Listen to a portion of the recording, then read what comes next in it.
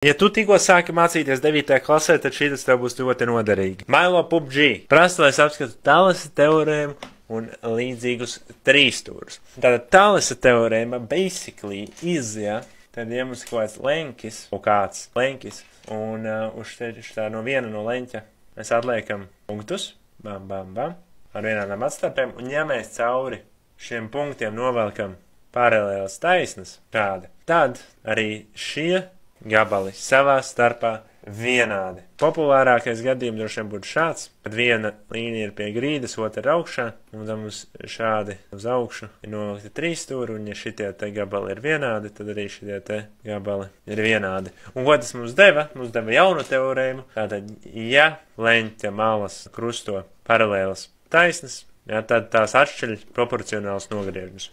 Un līdz ar to mums sākās trīsstūru līdzība. Ja, jo tātad matemātiķi jau bija izdomājuši, ko nozīmē vienādi trīsstūri. Tie ir vienādi, bet, teiksim, ko darīt? Ja tie ir tie paši trīsstūri, ja tikai viens ir lielāks, ja, un tad vai apgriezt ko savādāk, palielināt, samazināt, ja.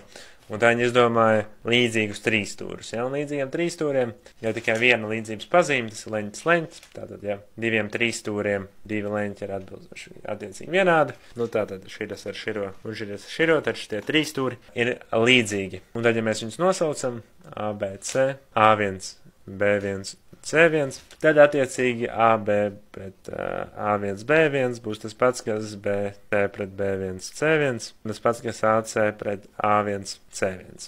Ja tev prasās kaut kas vairāk par šo paskaidrojumu, tad atkal, ja, YouTube'ā Ernesta metode ir tāda TikTok kompilācija, kur ir tieši par trīsstūriem vienādība un līdzība. Tā kā aizienosties tos. Un Milo PUBG jautājums tika atbildēts. Anita jautājums par līdzīgu trīsstūru koeficientu. Tātad, bum, koeficients ir vienkārši tātad, cik reizes, ja tas viens trīsstūris ir lielāks par otru trīsstūri. Ir līdzīgi trīsstūri, ja, vēl viens trīsstūris, ja, kas vienkārši ir lielāks, ja, vai pagriezts, ja, un tā. Un, piemēram, teiksim, ja kā mums ir 2, tad, ja viens trīsstūris mums ir mala ir 1, tad 2 reiz lielāk, ja mala ir 2, tad 2 reiz lielāk, un ja 3, un tad arī 2 reiz lielāk, uz 6. Parāda, cik kāda ir tā atšķirība, ja, un kā mēs rēķinām to koeficientu. Ja tā, tad paņemam, piemēram, līdzīgās malas, A1, B1, C1, sanāk, ka koeficients būtu, jā, tātad attiecīgās līdzīgās malas pret līdzīgo malu. Ja mēs būtu 2 pret 1, mēs iegūstam 2. Un kas ir labi, ka mēs otrās figūras perimetru varam iegūt pirmās figūras perimetru reizinot ar koeficientu. Šajā gadījumā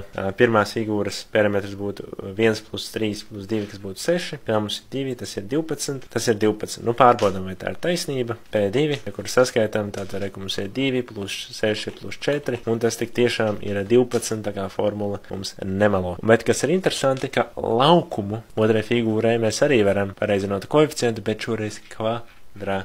Kāpēc tas tā ir? Tāpēc, ka laukums pirmajai figūrai ir tātad A reiz, tātad mala reiz augstums dalīts ar 2. Tad otrai malai, tātad tā mala būtu kaut kāda cita mala reiz, tātad, piemēram, augstums kaut kāds 2, ja, un otrs augstums, ja, dalīts 2.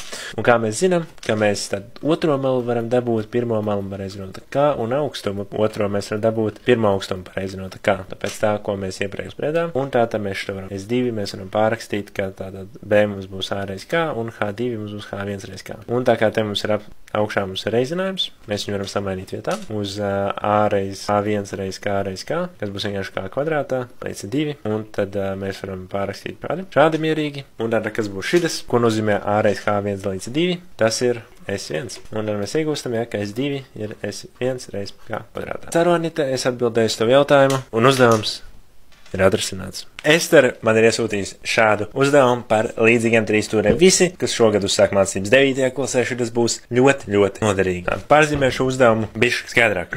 Un kas ir pirmais, kas šajā uzdevumā ir jāpamana, ka šitas trīsstūris būs līdzīgs šim trīsstūrim. Un kāpēc tas tā ir? Jo, rekur, šīs te ir divas paralēlas taisnas, un tā rekur trešā taisna, kur uzsot divas paralēlas taisnas, tātad šitie ir kāpšu leņķi, un viņi būs vienādi. Tāpat arī šajā pusē, ja mēs atrodam divus kāpšu leņķus, un tie būs vienādi. Tātad bam, bam, bam, bam. Tātad pirmais, ko mēs rakstām, ir 3 stūris C, E, D ir līdzīgs 3 stūrim A, E, E, pēc īpašības leņķis, jo leņķis C ir vienāds ar leņķi A, E, B. Vienkārši ir iekstīt kāpšu leņķi, lai saprot labotājs, kā mēs to jau gatavu, un tad leņķis D ir vienāds ar leņķi A, B, E, un te mēs pierakstam tieši tādu pašu paskaidrojumu. Un nākamais, ko mēs darām, ir uzrakstam lielu vārdu tātad, un uzrakstam pilnīgi visas attiecības, kuras mēs varam izdomāt. Ja? Jeb, ja pareizi burti ir sarakstīti, mēs varam izņemt pirmos 2 pret pirmiem 2,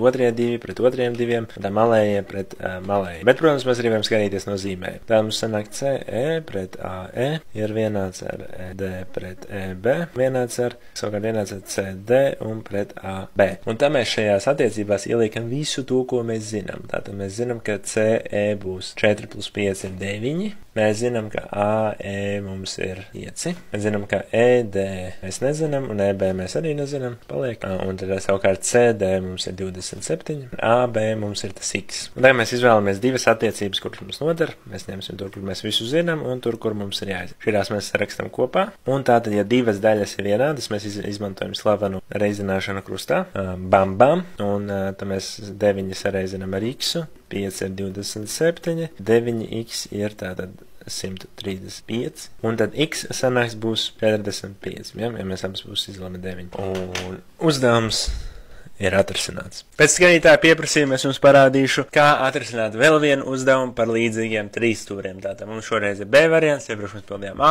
un tātad rekur mums papildinājums tātad aprēķina X, ja tad AB ir paralēls CD. Un tad pēc tā, ka AB ir paralēls CD, mēs uzreiz varam uzrakstīt, ka šie te leņķīši, ka vienādi kā kāpšu leņķi, jo tātad mums ir divas paralēlas taisnes, kuras krusto trešās taisnes. Nice. Un tagad mums ir viss, lai mēs varētu pierādīt, ka tie 3 stūri ir līdzīgi. Mēs rakstam 3 stūris A, F, B, līdzīgs 3 stūrim C, F, D, pēc īpašības leņķis, jo pirmkārt, tāpēc, ka leņķis F, B ir vienāds ar leņķi F, C, D, un otrkārt, tāpēc, ka leņķis F, B, A vienāds ar leņķi F, D, C. Un kāpēc tas tā ir jāpaskaidro, ir tāpēc, ka kā kāpšļu leņķi pie paralēlām taisnēm. Un tālākais, ko mēs izdarām, mēs uzrakstam tātad visas attiecības, kuras mēs varam iedomāties. Jā, tātad F, A pret F, C, F, B pret F, D un A, B pret C, D. Liels vārds tātad šādi. Un tad mēs ieliekam te visu iekšā, ko mēs zinām. Tātad F, A mēs nezinām un F, C mēs arī nezinām. To mēs pārrakstam tieši tāpat. F, B. F, B mēs zinām, ka ir 12. Skatāmies, cik ir F, D. F, D ir viss šis te. Tātad tas būs 12 plus 6.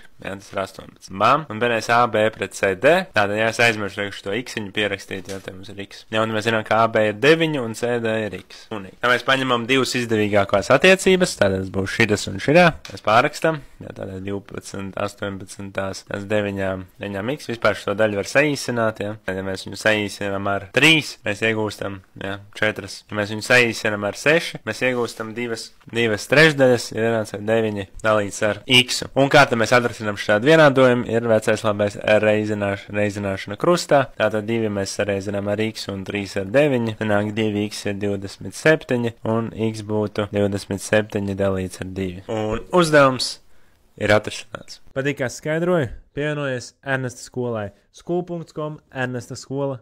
Gaidīšu tevi tur.